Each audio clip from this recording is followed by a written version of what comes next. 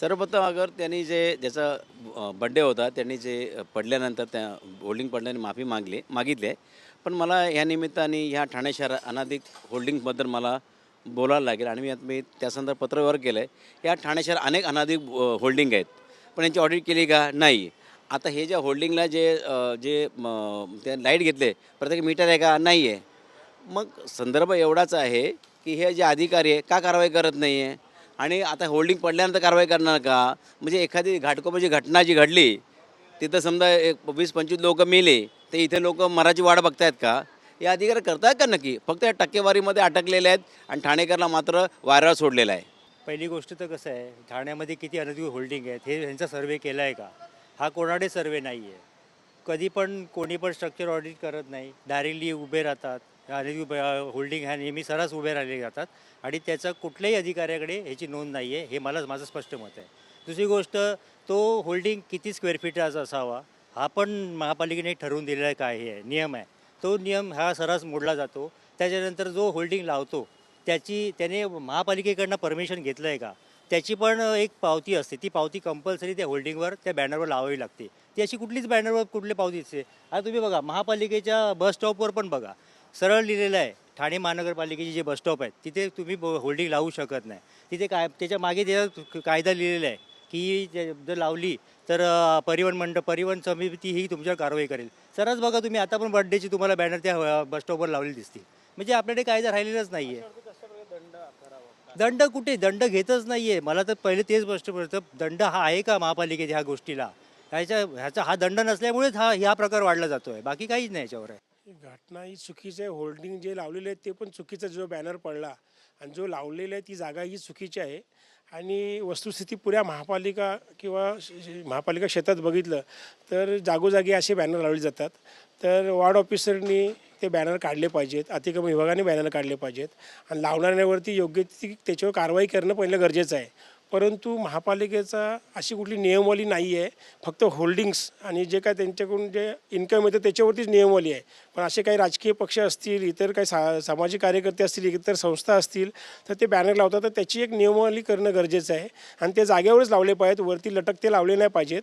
जर असे लटकते लावले असे आणि कारवाई आणि असे त्यांच्यावर गुन्हा दाखल झाला पाहिजे आणि जे असे लावू देऊ नये ही भूमिका महापालिकेने घेतली पाहिजे, त्या प्रभाग समितीच्या सहाय्यक आयुक्तांनी आणि त्याचबरोबर अतिक्रमण विभागाने, आणि असे होल्डिंग काढले पाहिजे आणि त्यांना नोटीस दिली पाहिजेत. असं काही धोरण तुम्ही निश्चित करणार का? पत्र काढणार का महापालिकेसमोर? अशी तातडीने गरज आहे, पण घाटकोपरची घटना ही देखील अनेक लोक दुर्दैवी मृत्यू झाले. आता घाटकोपरची घटना पुऱ्या महाराष्ट्राने नाही, भारत देशाने पाहिलेली आहे आणि त्याची दखल घेतलेली आहे आणि त्या पद्धतीने बृहन्मुंबई महापालिका चाललेली आहे आणि ठाणे महापालिकाही त्या धर्तीवर होल्डिंगच्या बाबतीत चालते. आता हा बॅनरचा विषय आलेला आहे.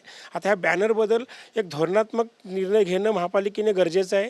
संबंधित जे जाहिरात विभागाचे अधिकारी असतील किंवा आयुक्त साहेबांशी बोलणं करून येणाऱ्या महासभेत किंवा येणारा विषय ह्यावरती एक महापालिकेची भूमिका काय, जे असे जे लावतात ते सर्वच लावतात, सर्व राजकीय पक्ष असतील, इतर सामाजिक संस्था असतील, इतर सामाजिक कार्यकर्ते असतील, वाढदिवसाचे लावतात, काही कार्यक्रमाचे लावतात. तर ते लावण्यासाठी एक नियमावली करणं गरजेची आहे आणि भविष्यात ती नियमावली पुढे आणण्याचा मी नक्कीच प्रयत्न करीन. कारवाई झाली पाहिजे, 100% कारवाई झाली पाहिजेत. जर ती घटनेवरनं बोध घेतला पाहिजे पुऱ्या ठाण्या महापालिका प्रशासनाने, कारण ते थोडक्यात झालेलं आहे. उद्या जर तिथे मोठी बस असती किंवा ट्रक असते तर ते जीवितहानी झाली असती आणि त्याच्यानंतर आपले डोळे उघडणार आहेत का? जशी आपली गावदेवी मार्केटची जी आग लागली त्यातून जे काय दुर्घटना घडली त्याच्यावरती आपण जागे होऊन आता पुढे प्रोसेस करतो आहे. तर ही आता आपल्याला थोडक्यात ही जी घटना घडलेली आहे बॅनर पडून, तर भविष्यात कुठली मोठी दुर्घटना घडू नये याकरता धोरणात्मक निर्णय घेणं गरजेचं आहे. देखो, उद्धव ठाकरे जी को आंदोलन करने का कोई भी अधिकार नहीं है. उनके पार्टी का नया नामकरण हुआ है उलेमा बचाओ टोली, जो केवल मुस्लिम धार्जिणी पार्टी है. वोटों के लिए राहुल गांधी के नाद में लग के मुस्लिम वोटों की लांगुल चालन करने के लिए इसी तरह की बातें वो कर रहे हैं. राम मंदिर, अयोध्या ये नाम लेंगे और उसके खिलाफ बोलेंगे तो मुस्लिम वोट और ज़्यादा पाएंगे. ये हेतु मन में रख के उलेमा बचाओ टोली राम मंदिर का दान पेटी का जो चोरी हुआ है वो मुद्दा ले रही है। देखो, ये जो दान पेटी की जो हरकतें हुई है उसकी कार्यवाही हो रही है। वहाँ के मुख्यमंत्री योगी जी ने कदम उठाए, उसका परामर्श कर रहे हैं। उनको कोई भी समर्थन नहीं कर रहा है, लेकिन सिर्फ मुस्लिम वोट पाने के लिए इसी तरह की बातें उलेमा बचाओ टोली कर रही है। अगर उनमें जन जागृति करना होता तो वक्फ सुधारना जो विधेयक था उसके बारे में क्यों नहीं बोल रहे, क्यों नहीं समर्थन दिया। हिंदू हृदय सम्राट शिवसेना प्रमुख माननीय बाळासाहेब ठाकरे कहते थे वक्फ एक्ट रद्द होना चाहिए। केवल मुस्लिम लोगों की लांगुल चालन करने के लिए उन्होंने इसको सपोर्ट नहीं किया, वोटिंग की टाइप भाग गए। मैं वो सुधारणा विधेयक जो जॉइंट पार्लियामेंट्री कमेटी का सदस्य था उसमें ये उलेमा बचाओ टोली के खासदार अरविंद सावंत ये भी सदस्य थे, लेकिन उन्होंने हिंदू बिगर मुस्लिम ट्रस्टी ये वक्फ बोर्ड में रहेगा उसको अपोज किया। क्यों? वक्फ बोर्ड ने जो ज़मीनें लाटी है वो हिंदू मंदिरों की भी ज़मीनें लाटी है, सरकार की ज़मीनें लाटी है, गांव से गांव लाटे हैं। वो सिर्फ मुस्लिम लोगों के नहीं थे, इसीलिए गैर मुस्लिम वहाँ सदस्य होना चाहिए। ये जो लॉ में जो अमेंडमेंट लाया था इसको अपोज सिर्फ मुस्लिम लोगों को खुश करने के लिए उलेमा बचाओ टोली ने लिया।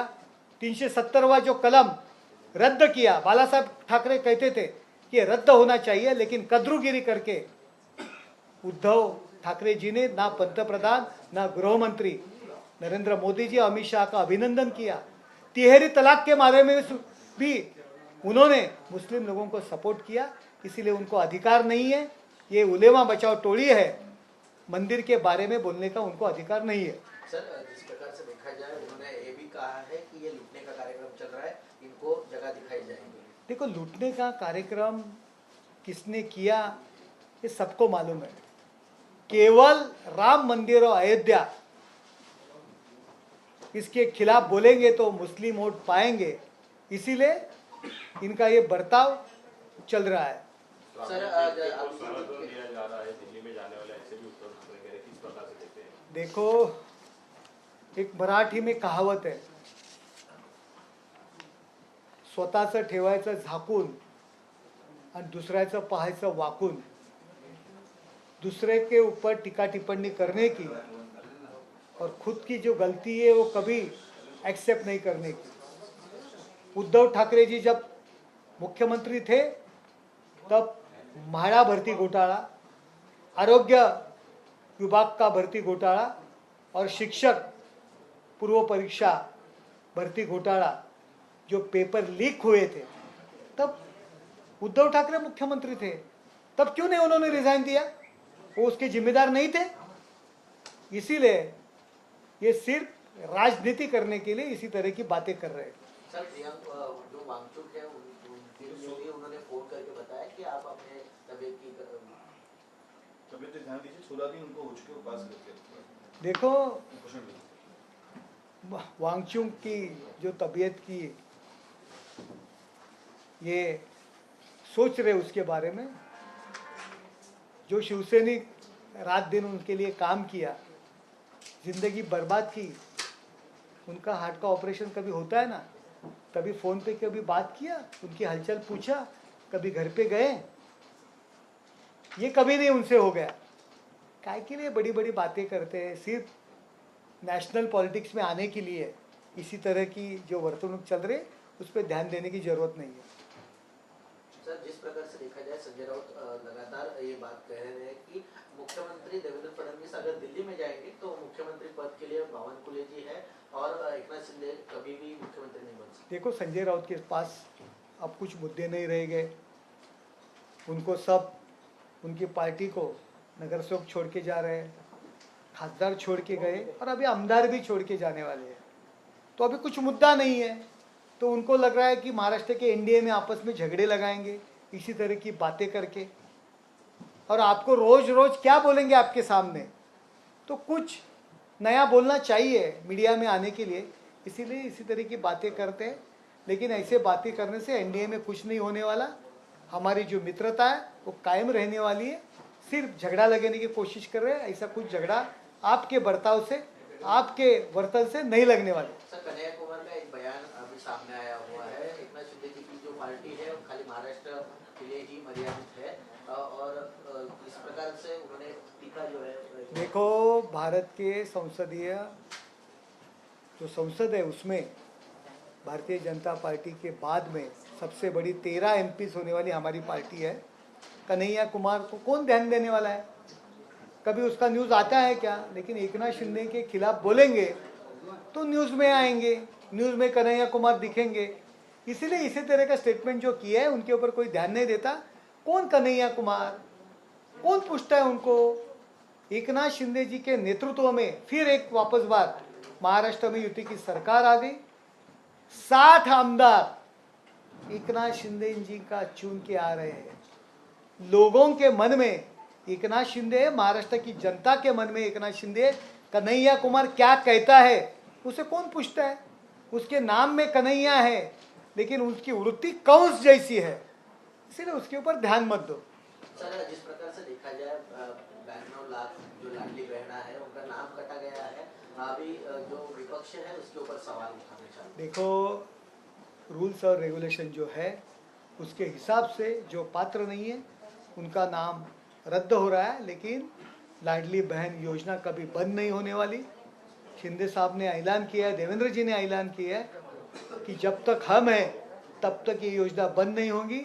और महाराष्ट्र में तो देवेंद्र जी, एकनाथ शिंदे जी, सुनेत्रा ताई ये तो कायम रहने वाले हैं, इसीलिए ये योजना बंद नहीं होगी। सर, अयोध्या राम मंदिर मामले में एसआईटी सीबीआई जो है जांच चौकसी कर चुकी है, योगी सरकार इस प्रकार से देखते क्या कहेंगे? देखो, अयोध्या राम मंदिर के बारे में जो कुछ टीका टिप्पणी हो रही है वो हिंदू धर्म का अपमान चल रहा है। ऐसा मुझे लगता है कि हिंदू धर्म के मंदिर, देव देवता पे टीका टिप्पणी करने का काम ये सब अपोजिशन वाले कर रहे हैं। एक हिंदू की जो कुछ वहाँ गलत हुआ है उसके ऊपर कार्रवाई होगी, ये योगी सरकार ने जाहिर किया है। चुनाव से पहले पात्रता की जांच में इतनी बड़ी लापरवाही क्यों? क्या सरकार मानती है कि सत्यापन प्रक्रिया में? देखो, चुनाव के पहले क्या हुआ क्या नहीं, देखो ये पैसा कुछ सरकार ने, मंत्री लोगों ने घर में नहीं लिया, घर के अकाउंट में नहीं लिया है। लोगों ने अगर गलत पेपर दिए होंगे, गलत तरीके से लिया होगा तो अभी वसूल कर रहे हैं, वो कैंसिल कर रहे हैं। उसमें टीका टिप्पणी करने की जरूरत नहीं है। उनको क्या लगता है कि संजय राउत को देना चाहिए? किसको देना चाहिए? आदित्य ठाकरे को देना चाहिए? अगर संजय राउत, आदित्य ठाकरे, लाडली बहन के नाम में ऐसे लोगों ने पैसा लिया होगा, मैं एग्जाम्पल देता हूँ, तो उनका तो कट करना चाहिए। इनका क्या कहना है? रेगुलर रखना चाहिए। उन्होंने ऐलान करो कि लाडली बहन के नाम पे जिस मेल लोगों ने, पुरुष लोगों ने अगर पैसा लिया होगा तो उसको दे दो, ये ऐलान उन्होंने करना चाहिए ऑपोजिशन वाले ने। क्या सरकार इस 14,000 करोड़ के खर्च का ऑडिट कराएगी और जिन अधिकारियों की लापरवाही सामने आएगी उनके खिलाफ? देखो, जिसकी लापरवाही होगी कोई सी भी मैटर में, यही मैटर नहीं, जिस मैटर में लापरवाही होगी उसके ऊपर कार्रवाई होगी।